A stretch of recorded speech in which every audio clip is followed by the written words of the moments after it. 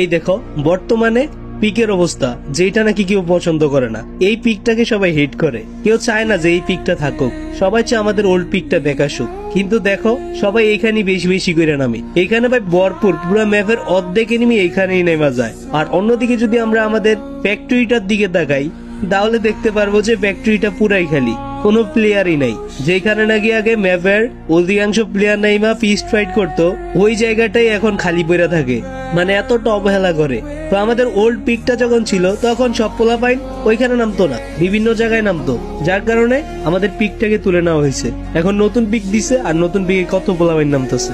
Same অবস্থাটা কিন্তু আমাদের এখন আমাদের যে ওল্ড ফ্যাক্টরি, মানে অনেকেই বলবো যে এটা ওল্ড ফ্যাক্টরি না, কিন্তু ভাই এটা তো ওল্ড ফ্যাক্টরি না, মানছি ওল্ড ফ্যাক্টরি অন্যরকম ছিল, কিন্তু এইটা অনেকটাই ওল্ড ফ্যাক্টরির মতো সিমিলার আছে।